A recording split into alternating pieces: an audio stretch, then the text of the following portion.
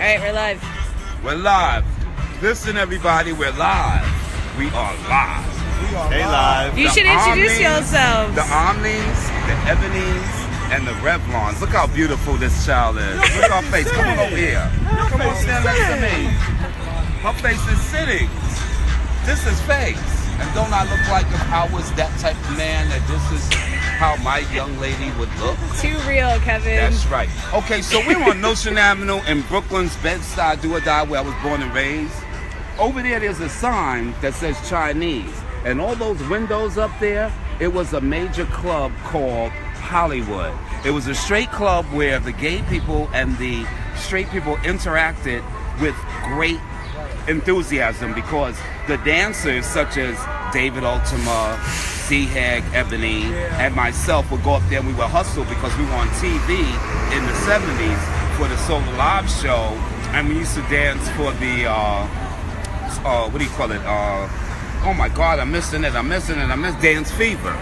And it all started right there. And the guys used to gag at us when we would get on there in this straight club, and we would dance with one another, and they would come up and tap because they wanted to cut in. So we taught a lot of guys how to dance. This was a place where the Brooklyn originals from the 70s, like Abby Ebony, Pop Ebony, and Kevin Omni would go to this place where they're having the Clubhouse anniversary party. It used to be called the Zoo. There were 900 thugs there every Friday and Saturday night. Many people got killed in the doorway. The cops used to have to chase people up the street.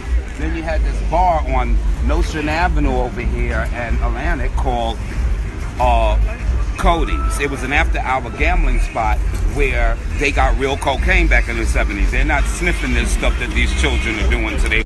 So they had real cocaine, and you had to run from these people because after they sniffed that real stuff, they wanted to go in the bathroom and have sex with you. You could be gay, straight, or whatever, threesome, foursomes, they carried on in the gambling spot, especially if they made money. Now here, we are going to take a walk up Notion Avenue because we're going through some memory lane. Of course, over here, where the balloons are, it's a club still, and this club was named Eminem. And back there, the great legendary icon Gene Ebony Pendarvis gave a ball there, and this was where I walked two categories. No, I walked three categories. I walked face. They gave, back then you had first place and grand prize. It was 1985, and when I would walk, you know, I would always bring it. So the judges gave the grand prize to a child. He's no longer here, may he rest in peace. And they gave me the first place trophy, and that was the first time Kevin Omni did something obstructive. I threw the trophy back at the judge because, and I'm going to tell you who, I'm not going to hold back because y'all don't need to guess. It was Miss Junior, because she wanted to have the child. Junior LaBeija, okay. And I threw the trophy at her because I said, I don't mind losing, but that child don't look better than me. So anyway, I didn't win. I got first place for face, but I got grand prize for evening wear, which was my red sequin jacket tuxedo with the rhinestone bow tie, the red sequin booties, and then I also wore summer sportswear and won that with my gray leather, nice, Kevin, gray leather shorts and my finger waves, and you know I had my gazelle glasses, which back then in 1985, when you had some gazelle glasses, you definitely paid more than $300 for them, and $300 in 1985 was a lot of money. What is it? Gazelle, C-A-Z-A-L. C-A-Z-A-L. Google it. You'll see it. All right, Kevin. Probably, and if you want to buy me something for my birthday, that's the place to go. To me too. Yeah, okay. And so let me tell you about Bed-Stuy, the beautiful brownstones we have here. Okay. You know, this is what Bed-Stuy, Brooklyn was all about.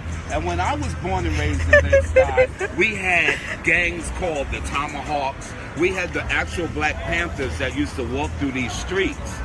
The Guardian Angels came on later, but the Black Panthers was here educating us on all the things that we as black people should do for ourselves. Who are the Guardian Angels? The Guardian Angels came out to be, they're not vigilantes, they would fight against crime. They saved the day. Oh, well, you know something, let's introduce everybody. I was going to say. We got Chauncey Ebony, my son. We got my brother Brian Branch. Omni. Icon. And we got Trey Ebony. Look at that shirt. Hey, he better not fall asleep in this club. And you know, so don't he look good? I just want a moment with you. So Brian. if I can separate this from the video, you know, people gonna be in trouble. But you'll be all right. I won't ruin your reputation. Awesome. Just a little bit. And of course, we got Sydney. Can you turn it around? We got Father, Daddy, UltraOmni. All right, let's keep it moving, Kevin. Before my battery dies. I don't want your battery to die. You eat up all my data. You're talking about your data. You eat my data. All right. Oh, and I'm wearing this shirt today, and I hope the person that bought it for me knows that it's very special. Oh, God. Because this day is a very emotional day for me. Brian. This month has been a very emotional month for me, and I just wanted them to know that I'm acknowledging them today because I put it on. And I have a lot of love that I'm wearing. And yes, I'm going to receive an award, but no better award is when you touch base with a person, heart to heart and mind wise. No matter what you've gone through, what you've been through. And then, you know what, don't I look good in this shirt? Great, Kevin. Thank you. Guys, let's go on down here. I'm hoping to run into So funny. Carrie and Gary. Those are the twins. I can give you a whole story about Carrie and Gary, but I'm not going to do that. Because we're just trying to enjoy what's going on. And that definitely isn't what's going on, but it's Brooklyn. You know, now, they done had me up in Harlem and brought me back to Brooklyn. Oh my goodness.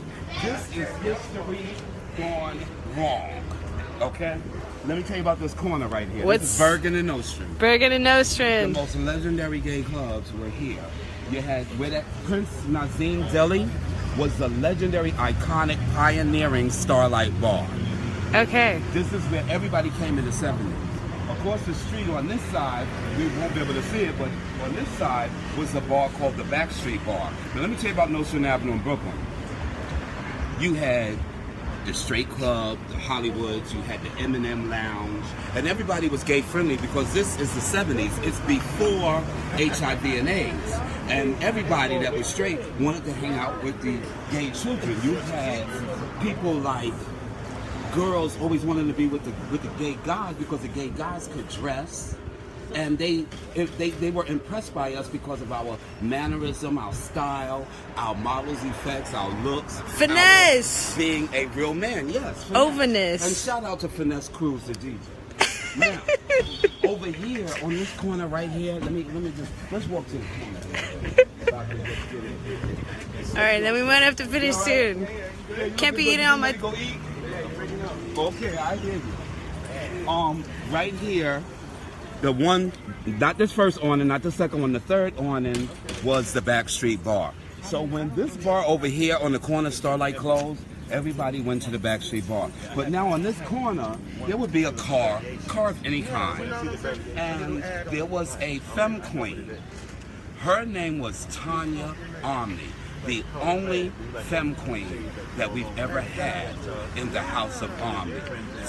Tanya came in the house in 1980, and she would sit on that corner. Oh, is that the famous corner? The Okay. famous corner. She would sit on that corner, and every boy. Now the first awning, no. The second awning was the pool hall. But we also had a pool table in the Backstreet Bar. When the pool hall closed, they came into the gay bar, and they would play pool in the back, and they would come out, cut in while I'm hustling because they always wanted to learn how to do the hustle. And a lot of children didn't like me. Kevin could They do the got hustle. jealous. They got jealous. They used to wait until I spin around and try to burn me with a cigarette because that's when you could smoke inside the club. Oh, wow. Getting back to Tanya.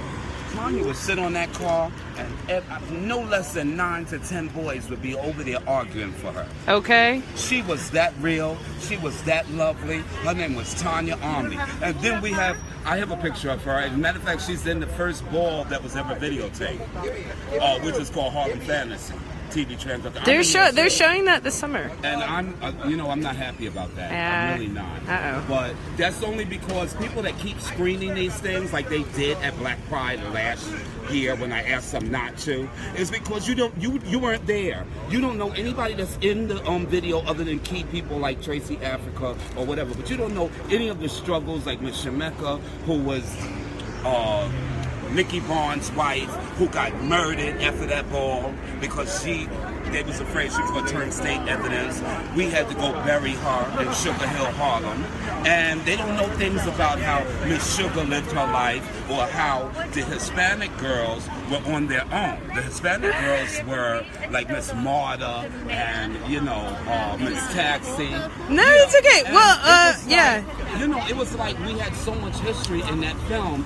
And out of the 300 people that were in the film, there's only like 7 of us alive. All right, well, that's a good point, Kevin. Okay. All right, so well, anyway, we quick. got the Starlight, we got that, we got Up Notion Avenue. We don't have to really go Kevin, any further. just a quick sidebar. I should introduce you to my friend Michael Tom. Michael Tom, how are you? This is the founding father and pioneer, icon, Hall of Famer. An award tonight. I don't know. Kevin It's my Omni. 306th award. Michael Tom did the video for the ball that I'm going to throw June 3rd. He's doing the video? He's doing the montage video. Well, that's the question that I had for you yesterday, and I said I have to ask you something, and it's not really Yeah. bad. We could talk about it. So ask you now. Well, I could also. Yeah, well, you don't have to put it on And pause. yeah, I was gonna say, You but wanna end it? I was gonna say, is there anything else you want to say about this corner Okay, well, before? this whole Notion Avenue from Fulton Street all the way down to here. Let me just say that by the time you get to Eastern Parkway in Notion, there was a club called Ecstasy. I actually won Mr. GQ that year, 1982. And in order for me to win, I had the GQ magazine, and I had on a red leather suit, and I had on a sheepskin coat, and I had on the shoes, I had on the belt, and I opened up the pages of all of the things that I was wearing for the judges. Yes. So it was a totally heterosexual competition, Mr. Yes. GQ.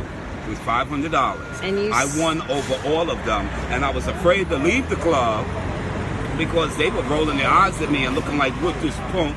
You know how that be. But anyway, so I called a cab to go 2 blocks because I lived on Eastern Parkway in Bedford.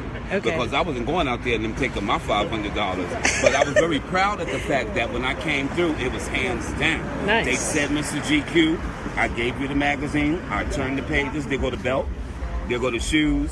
Here go the outfit. Here go the tags. All right. And the judges went up. So that was the club Ecstasy. That was I up felt the proud. street there. It was on Eastern Parkway in Nostrand. Okay. And that was totally straight. So I used to go to the straight clubs and just annoy them. I love it. Well, Kevin, last final words. Final words. We're getting ready to go to this Clubhouse anniversary ball.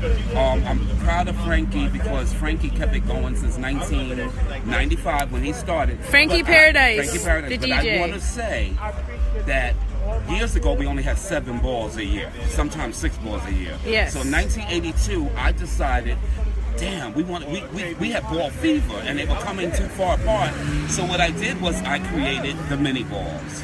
In 1982, the first mini ball right here at the Backstreet Bar, October 1982. Nice. And you know what? I never knew that it would still be going on all across the nation, all across Europe, all because Kevin Omni decided.